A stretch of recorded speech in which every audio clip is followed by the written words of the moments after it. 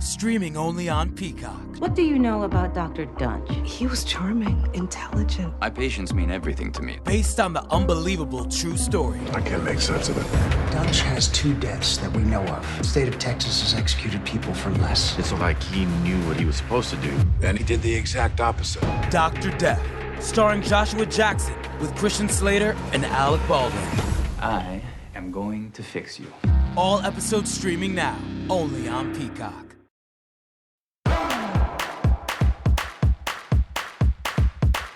Hi everyone, you are listening to Hot Off the Mess. I am your host, Samantha Bush, and welcome to another Bravo Friday podcast. I am ready to get into all of it because I feel like there's a lot to talk about this week. So first, congrats are in order for Sheena Shea and Brooke Davies on their engagement. The two got engaged earlier this week. She was spotted with a gigantic rock on her finger. And I'm curious because I know Vanderpump Rules just wrapped filming. So I'm wondering if he did it on camera.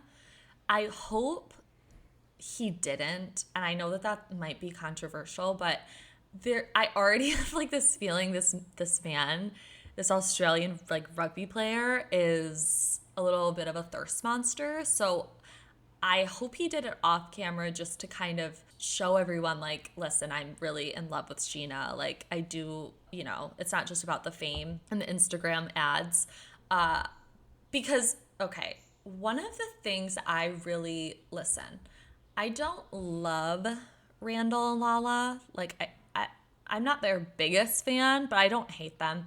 But I did really like that he did their proposal off camera. He waited. And I thought that was actually really nice because I do think that they have a real relationship despite how it may look to people because due to the age difference or the money or whatever. So while we're on the topic of Randall and Lala and Vanderpump Rules, let's talk about Midnight in the Switchgrass. If you are not familiar, which I'm sure you're not, let me tell you all about it. It's a movie that Randall Emmett, so Lala Kent's fiance, produced and directed. It stars Machine Gun Kelly, MGK, and Megan Fox, and Bruce Willis. Feels random. Feels like a very chaotic group of people. It currently has 11% on Rotten Tomatoes, which his films usually don't do that well, I gotta say. So this was the movie that MGK and Megan Fox actually met on. So this is what started it all. And if you know me, you know that I'm obsessed with these two. I just think that they are one of those couples that are just made for each other. I don't know them, obviously. I don't really know their personalities all that well because she was kind of shunned by Hollywood actually for a while because she came out and spoke out against whatever his face is from the Transformers movies. Not Shia LaBeouf, but the director. I cannot think of his name right now, but it really doesn't matter. He sounds like a piece of shit. She kind of came out and spoke out against him that he was really sexualizing her and, because she's always been kind of this sex symbol and even from a very young age, she was very sexualized. So, and she's literally one of the most beautiful women on the planet. But anyways, so that's how they met on the set of this movie. And so I saw this on Twitter because the premiere just happened. And I saw this on Twitter and on @NotSkinnyButNotFat's Instagram. She's hilarious. Go follow her if you don't. I'm sure you already do. But if you don't, go follow her, NotSkinnyButNotFat. That Lala was standing in front of the movie poster for Midnight in the Switchgrass, and strategically was standing right in front of Megan Fox's photo. So it was this movie poster, and it has Bruce Willis. I don't know why that's so funny to me. It just feels so random. But Bruce Willis and Megan Fox are on the cover of this, poster.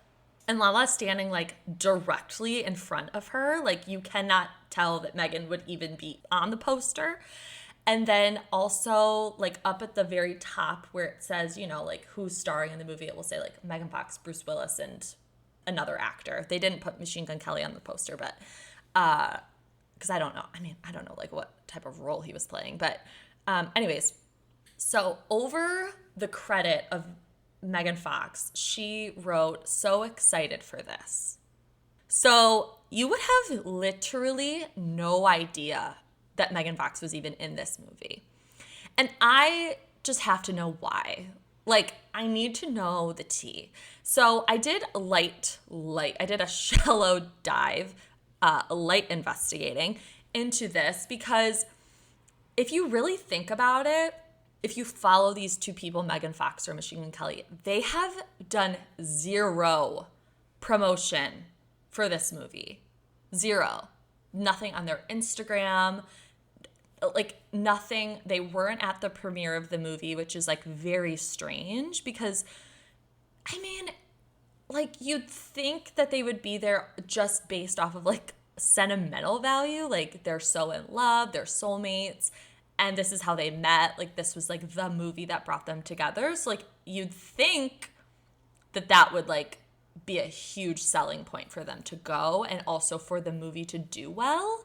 So it's very, very weird that they didn't go to the premiere. But like, of course, the entire cast of Vanderpump Rules went to the fucking premiere. Kristen Dowdy went to the premiere with her strange boyfriend. Stassi even went. Sheena, like everybody was there. You get the point. Everybody was there. So Megan's rep told Variety, quote, "Due to the recent California mask mandate and rise of COVID cases, Megan Fox will no longer be attending the premiere tonight." And I'm just not buying that, because her and MGK have kind of been doing other press. They've been seen out and about a lot together. Like, they've been at concerts with Travis Barker and Kourtney Kardashian. Like, they've been places. So I'm just kind of not really buying it, because she's also done like a lot of recent interviews, and she mentions like the other projects that she has going on, and has, again, never once brought up this movie. So I just think it's important to take a look back on Randall Emmett and his quote-unquote filmmaking that has grossed him over $1.2 billion, apparently, which is like a fuckload of money. Like, I feel like he's about to be the next one going to space. And I also hope you guys don't mind, but my throat's feeling a little itchy, so got some ASMR going. I'm taking a little sip of my coffee. Okay. Anyways, in a Vulture article from March of 2021, this year, they kind of put it very plainly. It's called, you guys have to read this. It's called The King of Geezer Teasers. So Vulture did an article, this is so funny to me, I don't know why, called The King of the Geezer Teasers. Let me catch you up here.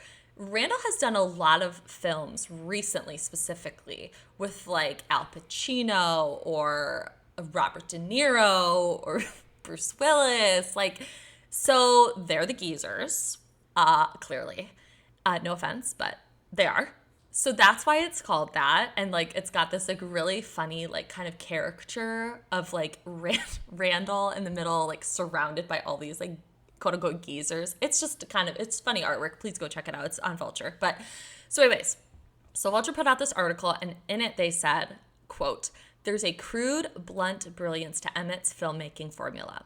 Accept money from just about anyone willing to hand it over, offer vast sums of it to an aging star, the geezers, for a day or two of work, and then leverage that actor's name to pre-sell the movie in foreign markets." And that just makes a lot of sense if you think about it. Like, that is literally, if you look back at all of his movies, like, that he's quote unquote produced, like, that's what he has done. Like, Robert De Niro was in movies of his, Al Pacino, like I said. God, remember that one movie? I think it's called Gotti he did. Oh, God. And it was like... It has 0% on Rotten Tomatoes. It's a very exclusive list, the movies that have gotten a 0% on Rotten Tomato. Dark Tide, Max Steel. Do you remember how Max Steel was? Because I do. Police Academy 4. Cabin Fever, The Nutcracker in 3D. And there's Gotti right on the bottom, 2018 at the bottom of the list. You know, I mean, it's really harder to get a 0%, I think, than 100%. And I remember on Vanderpump Rules, they talked about this, and it was kind of like a joke, because Lala blamed Hollywood for not being interested or supporting movies in quote-unquote that genre being the mafia, which is absolutely ridiculous, because that is one of like the most lucrative, I feel like, Hollywood genres you could get into. Like, people fucking love that shit. You guys know, you've listened to, hopefully you've listened to the episode. It was, my friend Paige was on. She is like deeply, deeply invested in the mob and like their life. Oh my God. I have my sweater on backwards. I just like went and touched my neck. Oh my God. I feel the tag. Anyways, so embarrassing. Sorry. Anyways, so she said that the mafia was like, it is just a genre that doesn't do well. And of course, James Kennedy like had to laugh about it. Like, he does a really, really funny confessional. But just because he's like this producer and director who's made apparently $1 billion, it doesn't mean he's like successful. I mean, I guess it just depends how you measure success. Like, if you measure it by like how much money you're making, like, fuck yeah, like clearly he is. But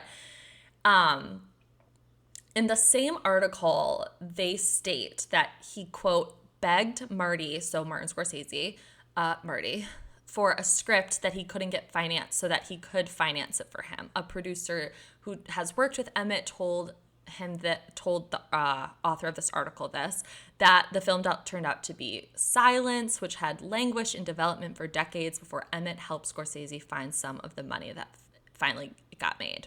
And then they went on to say that Emmett leveraged this deal with Scorsese to earn a non-PGA producer credit for The Irishman, but it did not earn him the respect of his peers. So The Irishman was the movie that like everyone's basically shitting themselves over. Like, every man in the world was like jerking off to The fucking Irishman. It is, I think it's like 4 hours long. I refuse to watch it because I can't sit somewhere for that long unless I'm watching like old Real Houses of New York episodes. Like, I can't. It just feels like, it even sounds like it moves slow, like The Irishman. But it got nominated for Golden Globes and Oscars, and just like, I remember imagining Lala sitting in the same room as Meryl Streep, and I just can't. So he also has like a really bad reputation in the industry. Vulture said broad expanses of his own industry now view him with suspicion, including unions like the Writers Guild of America West, which has placed his production company Emmett Furla/Oasis, or EFO Films, on its strike list, citing its failure to comply with an arbitration award amounting to $524,367 after interest. So there's that. So I just don't think he has a lot of respect in the industry, is the vibe that I'm getting. Like, I mean, I don't know much about all of that, but like, just the tone of this article specifically, like, it doesn't paint him in like a great light, because they also mention that he's still viewed as Mark Wahlberg's personal assistant, which he was for many years. I believe that they grew up together, if I'm recalling this correctly. He was, also the inspiration behind Turtle of Entourage. That's the rumor. And I think he's never corrected that record, because I think he thinks it like makes him sound like so fucking cool. And then we also all remember the Fofty drama, which was one of the highlights of my entire life, when him and 50 Cent were feuding on Instagram and Twitter, like, and he was like begging Fofty, is what his autocorrect kept changing it to like stop. And then he would post like pictures of him and like an EKG machine hooked up, because Fofty was like just asking him for his money back. So all of this is to say, what I'm trying to get at here is, maybe Megan and MGK have like some bad blood with Randall. Like, he does seem to have some issues with a lot of people in the industry, and I feel like he's kind of like a hangers-on. You also have to remember this too, that Jax Taylor is supposedly like working with him now. Like, apparently Randall got him a job. Like, it's so fucking weird. It's just like, I don't know. I can't imagine. Can you imagine Jax Taylor being on set with Robert De Niro? That fucking clown on set with Robert De Niro, like, my brain can't even compute what that would even look like. But as Justin Bobby says, truth in time tells all. So enough of the VPR nonsense.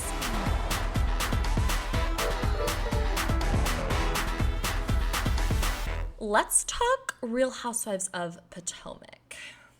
So last week we left off at Wendy's like new titty party, like the nude interlude party.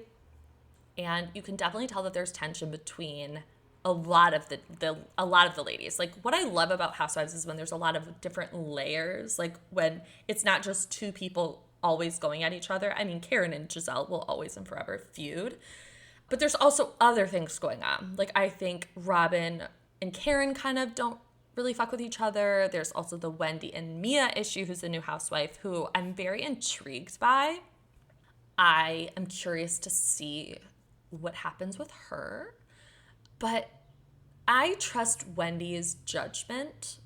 Like, I trust her intuition when it comes to relationships, and like, I just think she's a really smart woman, and I think her looking at Wendy sideways is like very warranted, because I would struggle with if I met someone who came into my home, I didn't know them, and I just asked them like simple questions like, how old are you?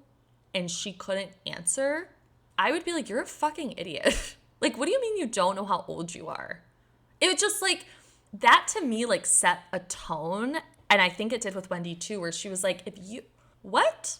Like, then what? How can we trust you if we don't even know, like, if you don't even know how old you are, and you keep doing this like back and forth, and then like the math problems go up on the screen, if you remember from last week. Like, it was fucking weird. And then at the party, like when they were actually sitting down at the table, Wendy was like, let's talk about the work you've had done. And of course, like, Mia named it all, and I respect that, but also like, just because you can name all the plastic surgery you've had doesn't mean that you won't lie about other things. And she immediately Mia kind of like latches onto Giselle, thinks Giselle has is a great woman. She says that she is a good judge of character, whatever. It just felt strange, and Wendy even said it, and I don't even think Wendy and Karen vibe like that. But for Wendy to even say about Mia to Karen, like, why would you take up for Giselle or say Giselle is a good person or whatever if you were that close with Karen, who literally, her and Giselle hate each other right now? It just feels weird. Like, this woman brought you into the group and you're basically like aligning yourself with like her enemy. Like, it just doesn't seem like something a good friend would do. But again, we're not living in like a real universe. We're living in Housewives, so I get it. We see a little bit of Mia in her penthouse, which she is not in Potomac. She is in Baltimore, so she's at the Baltimore Harbor. I've been told that there's a very big difference between the Baltimore Harbor and the Potomac Harbor. The Potomac Harbor? Is it the Potomac Harbor or the DC Harbor? Listen, I'm not good at geography. I don't really give a shit. But so I've been told that her husband is a lot older than her, and I'm not going to age shame because that's ridiculous.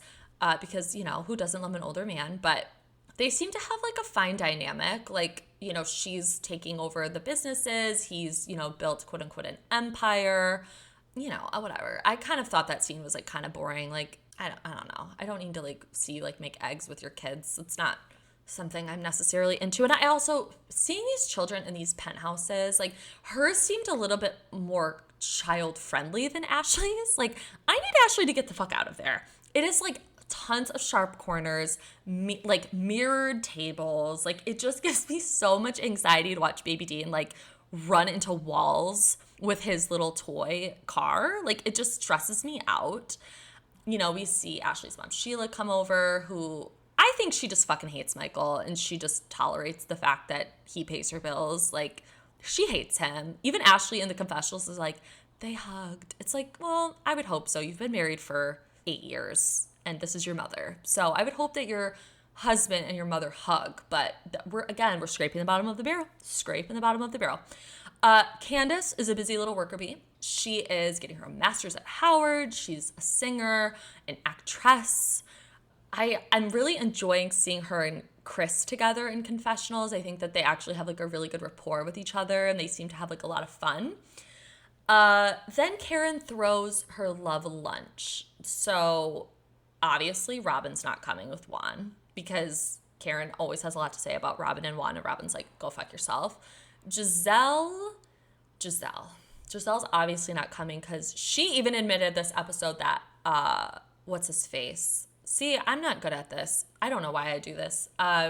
Oh my God, Jamal, okay, lives in the phone, which was interesting. And people are trying to like make this, I think, a bigger deal than it really is. I don't think Giselle ever for 1 second didn't know that Jamal was the way that he was. I think she was just hurt that the women that are supposedly her friends are bringing this shit up and throwing it in her face. And I also personally struggle with, on a lot of these shows, your worth is measured by if you can keep, quote unquote, keep a man or not.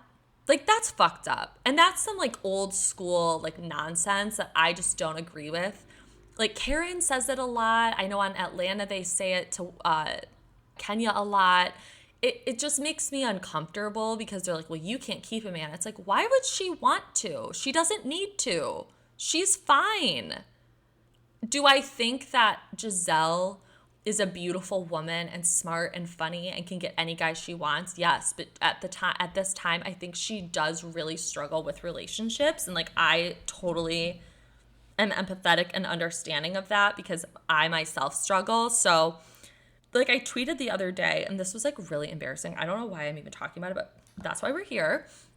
Is there's a part of me that when Giselle talks about herself in relationships, I relate to it a little bit because it's very easy for her to just be like, okay, I'm not doing this with you. Like, this is getting a little too difficult. This is getting a little too hard. I struggle with that as well. And her daughters kind of dragged her a little bit for this. They were like, Mom, just because someone's going through a hard time doesn't mean that like you leave them. Like, you need to be there for them. And that I think she gets a little resentful because maybe someone at one point in her life wasn't there for her the way she needed them to be. So she's just kind of like, fuck you, like whatever. I mean, I totally could be reading into that. I personally don't think I am.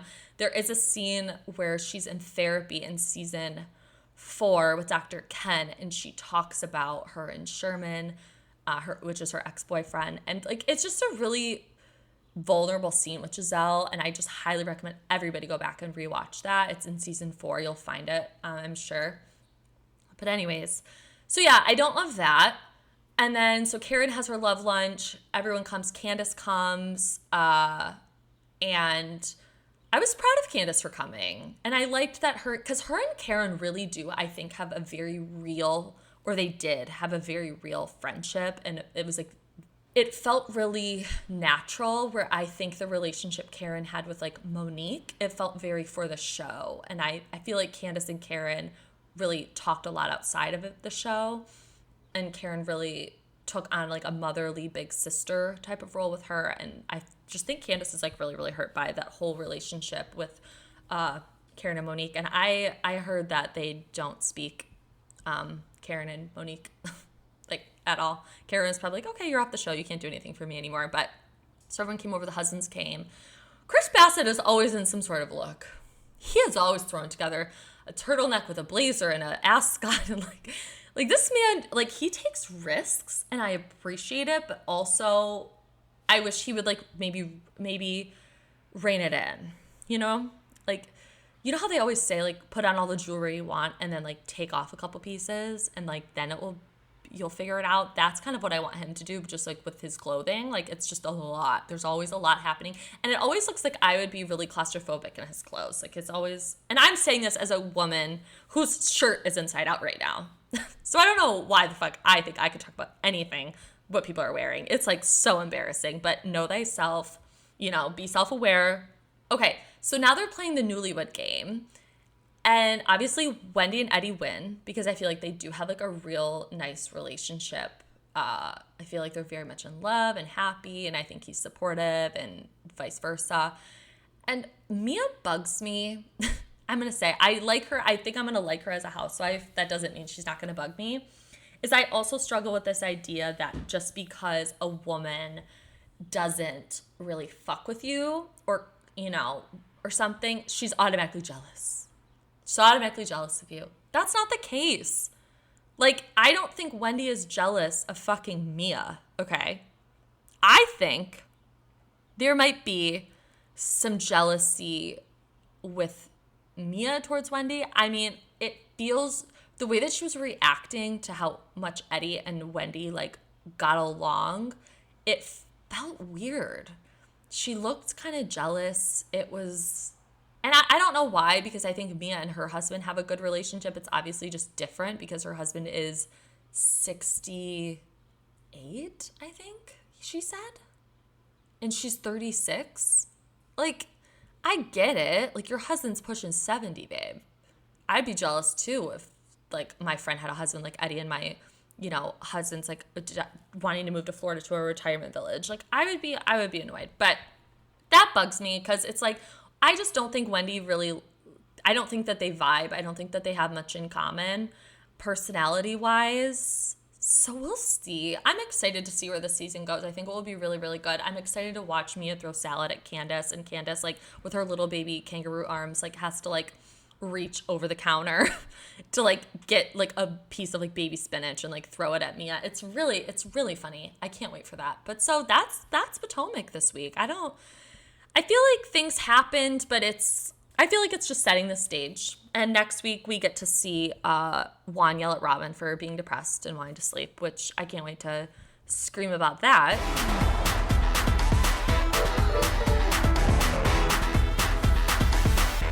So, this week's Roni, it felt good.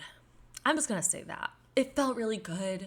It felt like we were getting somewhere. It felt like there was something to hold on to. Now, I do think we are hanging on by a Giovanni thread. I think I will take any little nugget and just hold on to it and cherish it because the season's been so terrible. So, like, this is, like, the only way to go from here is up. You know what I'm saying? I don't think we can go lower than where we've been. But this episode, it felt good. I saw little glimmers of, old Roni or, like, just something to sink your teeth into.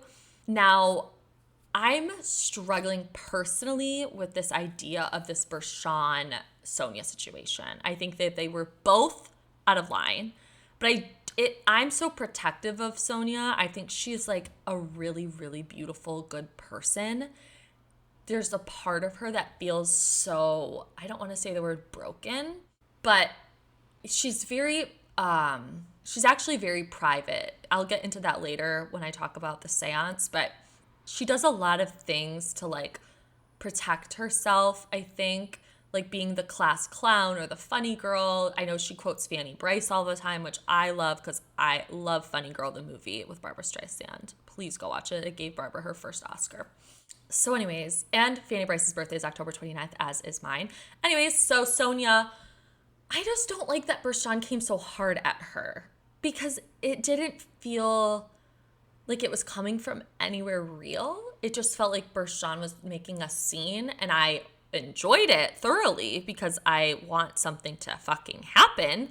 But I just wish it was someone like Leah or something, like who isn't Sonia, who, like, I even think the other women are very protective of her because she's so sensitive and, like, is always kind of in this space. And while I am tired of hearing about a lot of the repetitive bullshit with Sonia, I will say I still, like, want to hug her. Like, that's really what it is. I just want to hug her, and I just felt that the whole fight was kind of uncalled for. And Sonia breaking the glass of the fire extinguisher, like, that was just fucking weird. And I'm just like, Sonia, what are you doing?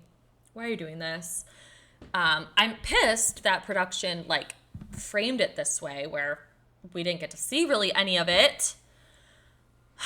That was annoying. But in the morning, Leah FaceTimes Lou, tells Lou, like, what happened the night before because she had to break up the fight along with producers, who I love to see when production gets involved. It's truly one of my favorite things. I gotta say, Leah's skin is fucking beautiful. Like, there's something about Leah and the way that she speaks that I'm obsessed with. Like, I get very obsessed with people's, like, voices and cadence and hand gestures, like, and their fingernails. Like, I know this sounds so creepy. Like, I'm obsessed with their fingernails.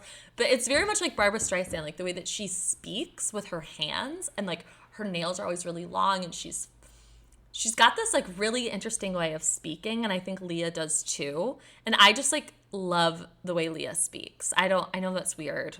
I know there are people out there who literally want Leah, like, to be found in, like, the Bermuda Triangle, but I don't mind her. The glam squads. I talked about this on Twitter and Instagram this week. I'm fucking sick of them. I never have been a fan of the glam squads. I get how it works on a show like Beverly Hills, maybe. To some extent, I do think people go a little fucking overboard. Obviously, Erica and Dorit. It's just like not my thing. I never watched Housewives to see them in a glam chair. Like that's just not what I watch this for.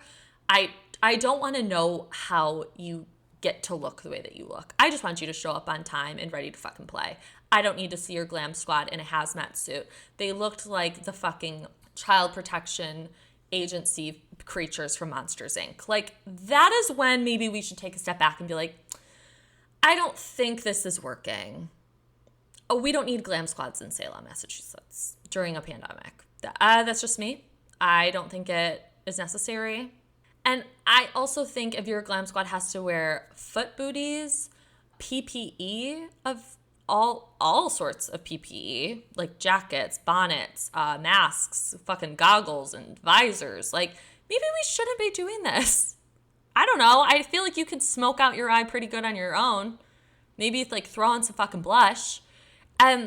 So I made this post about it, and people were thinking that I was just talking about Ebony and Leah. No, I've had an issue with Roni having glam since Tinsley, because it's just not Roni. Like, that's not, it just isn't what it's about. It never has been. I loved when these women wake up with no makeup on and they look like complete fucking shit, and I relate 100%. So that, I could do without that going forward. And then the whole seance thing, I do love a seance.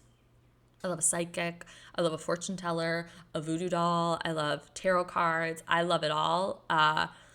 And this was no exception because I really loved seeing more into Sonia's childhood because we've never talked about it.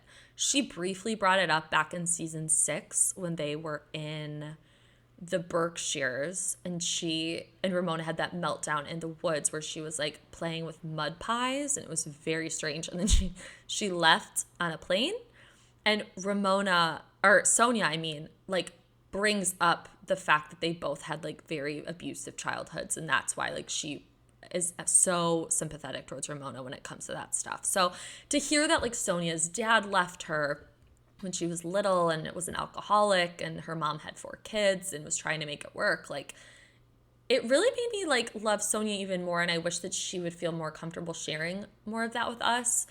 I think it helps people kind of like see her as like not just as a funny like clown, but as a person.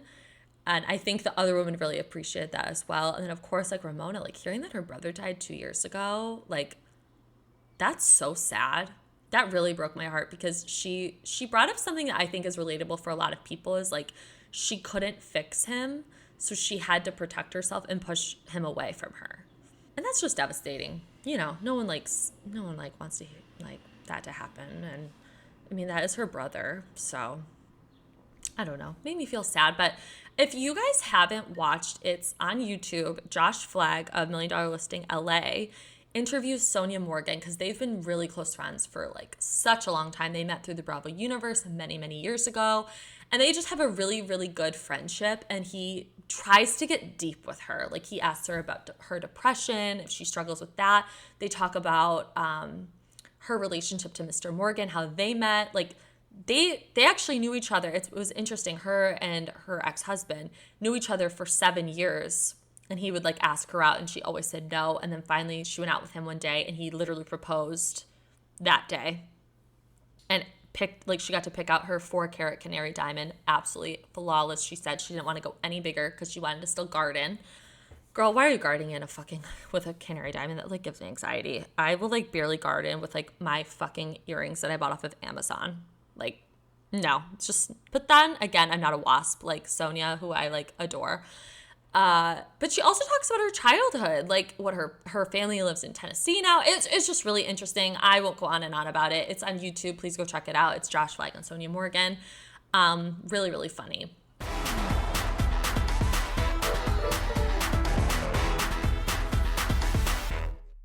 Now, my favorite time of the week, I struggle because I really love Potomac, but Beverly Hills is just so fucking good. So this week, Beverly Hills. It opens up, and I know this is like a very little moment, but it really struck me because Lisa Rinna, I don't see her as like a dog person. And we see her dog, and he's got the cone of shame on, but he's got like 2 little bandages on his feet. And like that's never talked about. There was like no clarification on like why her dog is like wrapped in bandages. And I'm not saying I think Lisa did anything to this dog. I'm just saying it was like a very weird moment because I didn't even know Lisa had a dog. Like we always see Erica's dog, we see Kyle's dogs, we see fucking, Kathy's dog Sue last week. But like Rinna has a dog and its feet are wrapped up and like there's no like little backstory. Like she's not like, oh, like no one asked her. It was just so weird. It was such a little moment that I just like I can't stop thinking about it, to be completely honest.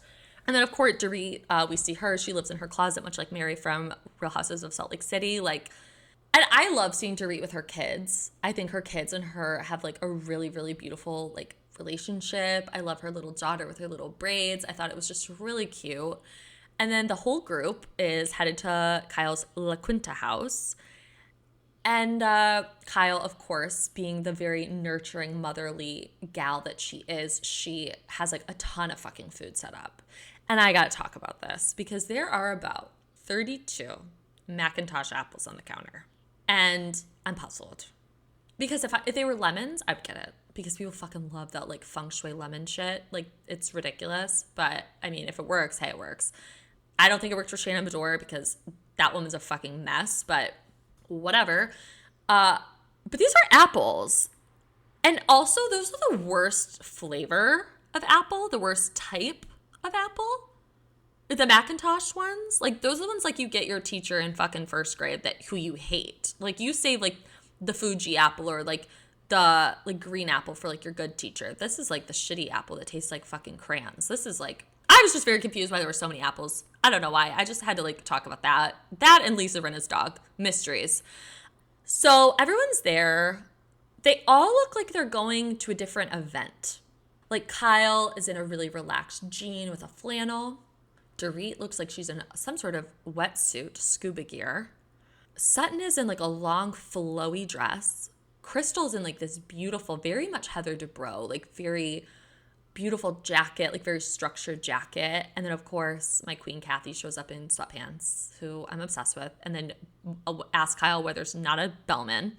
And then Lisa Rinna's in like a Gucci sweatsuit. So it's like, I don't know where any of them are going, but they're not going to the same place. And I would be in Kathy or Rinna's outfit. I would be in fucking comfy clothes. If I just had to drive there, I would be in comfy clothes. Kathy walks in. She's distraught because her knees hurt because she's had to drive 2 hours by herself, and she never drives anywhere. She has obviously been to this house for 20 plus years and has never driven there by herself. I love this woman. I love her. I can't get enough of her. And then she also just says so many things and does so many things in the background. Like she's always just kind of shuffling around in the back or like saying these really funny, like offhanded comments. And she has no idea that they're funny. But I also think it's this idea that she's this incredibly wealthy woman of mystery that like we've only ever heard about. So to see her just like randomly look at Sutton and be like, there's an eclipse tonight. It's the first time in 600 years. And then she's like, did you feel the wind? Today is the eclipse. Oh, it is? And it's one that hasn't happened in 600 years. Oh, gosh, I hate that kind of stuff. Okay. Didn't you notice how it was very windy? It's like, ooh, okay. And then nothing else about it. It's not even a big moment. It's just she's talking to Sutton about the eclipse. And seeing Kyle and Kathy together, it just makes me so incredibly happy because she brings out this side of Kyle that Kim obviously just didn't. I think with Kim, she really, Kyle I'm talking about, really struggled because I think Kim made her very anxious. She always felt like she had to make excuses for Kim's behavior because I think that they're such a private family. I've talked about that many times. Big Kathy, I think, really stressed that like you keep things within the family and you don't talk about them. So I think she struggled with that. So I like seeing her with Kathy. I'm glad that they are on better terms. I like that they can joke about when they weren't on good terms. I think that there's just a lot of fun there. And I mean, when Kathy was walking around, like banging the baguettes together, you guys, I was just having the time of my fucking life. I was laughing. I was like, I want to be a Richard sister. Include me next time. Like, and then when she, of course, was sweeping up the fucking glass with the grill brush. I mean, this woman is just the gift that keeps on fucking giving. And Kyle, I've always been a huge fan of Kyle. I don't think it was popular at one point to be a fan of her, but I love the mother that she is. I love the wife that she is, the friend that she is. I think she's like a beautiful person. I truly think she's the heart and soul of Beverly Hills. I don't necessarily think she's like the star or like the queen of Beverly Hills, but I do think she is like the backbone of this fucking show in a way that Teresa kind of is for New Jersey. Like I can't see it ever moving on without them. And I feel that way a little bit with Ramona, but she's part of such like a Tres Amigas type of thing with Luann and Sonia that like I wouldn't mind seeing them without Ramona. I don't know. It's just, I feel very differently about it. I just really love Kyle, and I like how it did stress me out though that she was starting this lasagna, which, I mean, lasagna takes a long fucking time to make. Like when the women were like just arriving, it's like they're not eating until 1 a.m. Like we need to face that fact. But so of course the women are all standing around and they're mismatching outfits, and they're talking about how Erica's assets and Tom's assets were frozen. They just received the news that they were frozen. And I do appreciate that they are questioning things. Like, they're not just like, oh, that's probably not true, or, oh, this is whatever. Like, they are in their confessionals being like, I don't know what's going on. Then Erica arrives, and she, of course, walks in. She's silent. She's in heels.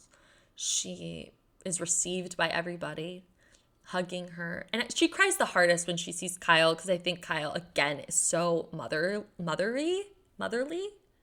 that she's just one of those people that, like, when you hug her, you just start crying probably harder. But so she sits down. They're all having a drink, and starts talking about the situation. And Kathy, sweet Kathy, is like, oh, do you know Bob Shapiro? Now, guys, O.J. Simpson in the OJ trial is literally like the 7th housewife of fucking Beverly Hills. It like haunts these hills, much like Big Kathy, because like that was a murderer's lawyer. Why? What? Like, what is going on? And then of course Erica brings up the fact that like, yeah, she is good friends or was good friends with Bob Shapiro, and but he's friends of Tom's. Because Tom is like was a really well-respected lawyer in Beverly Hills, in LA. So he has a lot of pull with these people. And I bet, they're more team Tom maybe in the whole situation, but maybe not. Who knows? But I liked the side moment with Sutton and Erica. I think that they have this like Southern girl bond with each other because they're both from Georgia. Sutton opening up about her father's suicide was like really powerful. And I think it was a way to kind of disarm Erica, to let her know like, listen, times are fucking shitty, especially around the holidays when this is all happening. Like my father committed suicide around Christmas. It was horrible.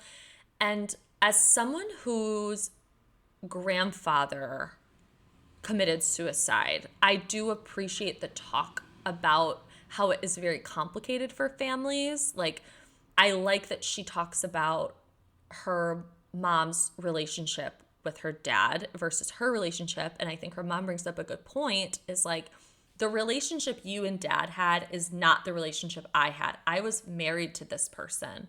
So he was your dad. He was your superhero. I was his wife, who, I mean, we don't know the ins and outs of that relationship, but I do think that was like a really interesting moment. It really showed how layered and complicated relationships can be. And I always appreciate when they talk about that stuff. And I like that Crystal talked about later on in the episode, her dad had Alzheimer's. Again, like I relate to that immensely. It's a very hard thing to watch someone in your life go through that. It's terrible because it's really hard in the beginning. And she talked about this, like when he was hitting his head, when he would forget things, it's like, because when you have Alzheimer's, it kind of, or at least from my experience with my grandma, they kind of know what's happening to them in the beginning. So that's hard, is like they know that they're forgetting things and they know what's coming for them or kind of, and they might not talk about it, but it's very real. So I don't know. I just appreciate these other like layers. It was about Erica, but we got to see and learn more about these other women. And I enjoy that because it shows you, it allows you to learn more about them and maybe why they are the way that they are. So yeah, I don't know. I just really enjoyed that. But let's get back to Erica. I'm confused. And I'm going to quote Vicky Gumbelson. Satan loves confusion. I know the truth. And Satan loves confusion. This is Satan's work. Tom, okay, let me understand this. Tom was in a car accident 3 years ago. Broke his ankle, his clavicle. But she just told the women that when it happened that he was fine. And now she's saying he was not fine. He drove off a cliff, then threw himself down said cliff. And now he's a cheater. And Kyle pipes in and says, I've heard that as well. But then, of course, in her confessional, she's like, I hear everything about everybody. And I've heard this so many times on Housewives. And that, you know, to go back to Potomac, like last season, everyone hears rumors about everyone. It's just, what do you choose to bring up? And Kyle obviously had heard these rumors, but she didn't think that there was anything to that because, again, Tom is like 83 years old and like is cheating on his wife. And then Erica in the confessional talks about how she found pictures and texts and he was really sloppy about the whole thing. And then I'm confused. And I'm frustrated because Erica is getting upset, especially on social media. I can tell of how confused people are. But it's like, you did this. Like, you are the one that was always so withholding, so cold, didn't open up, didn't say anything. And now all of a sudden, these things are happening to you. And now it's like, okay, let me just tell everyone everything, what's been going on. Oh, and he might have dementia and he can't see or hear. Like, what the fuck is happening? And we do know that just recently his brother was put in charge of his whole situation legally because apparently Tom is like unfit. I don't know. I mean, I just don't know what to believe. And there's a part of me that a large part, very large, is that this is almost a tactic, is to create all of this confusion so that it almost makes people like tap out because they're like, okay, this is too much. Because I see that a lot in Housewives, like when things get a little too like jumble-wumbled, like people are like, all right, I don't give a shit anymore. Because then you have like this guy on Twitter, I think his name is Ronald Richardson. He's like bringing up Rinna in all of this. How Rinna like has a mortgage out on her house and she owes this money. And I don't know what's going on. I don't know. And I don't think anyone fucking knows. And I think that's frustrating. But guys, I needed Garcelle at that fucking table because Garcelle would have been asking the tough questions. Her Sagittarius ass would have been all over this. And she would definitely be in confessionals like with her blue little look that I love with the sequins and the blue hair. I love that look. Being like, what is going on? And you see Sutton kind of start to ponder and question what is happening. She was on Watch What Happens Live last night and, you know, got asked about the whole waterproof mascara situation from when she was crying with Kyle. And she basically tiptoed around it, but ultimately was like, yeah, isn't that interesting that you would choose not to wear, I don't know, maybe no makeup or something the day that you're filming, knowing that you're probably going to cry. Like, I mean, and then Andy was interesting on this episode with Sutton. He was like, now I'm not a woman, but do women prepare for things like that? Like, if you know you're going to cry, do you wear waterproof mascara or whatever? And it's like, kind of. Yeah. If I know, like, for a wedding, for example, like, if I know I'm going to cry, bitch, I throw on that waterproof mascara. Like, because I don't want it running down my face. I don't know. I just think everyone's really confused. And that's pretty much where we leave it. I know that the mid-season trailer came out. It looks fucking incredible because now we get Dorit versus Garcelle. And Garcelle goes in on Dorit and snaps. And you see Erica and Sutton going at it. So really, I just want to give all the praise to Garcelle and Sutton. And I would really love if Garcelle, Sutton, and Crystal kind of all got together and figure, you know, like kind of like we're a tag team. I think that would be literally iconic. But I did also, really quickly before I end this Beverly Hills segment, I did find it interesting that Rinna did say in her confessional that she saw Tom at Erica's house recently within the last year, and he was very cognizant. Like, he seemed very with it. So she's confused. Again, Satan loves confusion. Vicky Gumbelson. Well, that is it for this week. I will have new episodes every Tuesday and Friday, as well as my new podcast, Shortcomings, a Sex and the City podcast that comes out every Wednesday. So make sure you go and check those out. Also, there are amazing podcasts brought to you by The Dip. There's TV Watch Repeat, Slut Pig podcast, the Daily Pop Chaser podcast, and then our good friend of the podcast, Steve at Faces by Bravo, is launching his podcast with The Dip called But Now We Said It. It goes episode by episode into Housewives. He has amazing guests. Gina Keogh's a guest, Amy Phillips. It's just incredible. You guys, it will be so amazing. That comes out in 2 weeks, August 5th, I believe. So I just hope everyone has a great weekend and enjoy what's left of summer. So bye. What do you know about Dr. Dunch? Based on the unbelievable true story. I can't make sense of this. Dr. Death. Dunch has 2 deaths that we know of. Starring Joshua Jackson with Christian Slater and Alec Baldwin. I am going to fix you. All episodes streaming now, only on Peacock. What do you know about Dr. Dunch? Based on the unbelievable true story. I can't make sense of this. Dr. Death. Dunch has 2 deaths that we know of. Starring Joshua Jackson with Christian Slater and Alec Baldwin. I am going to fix you. All episodes streaming now, only on Peacock.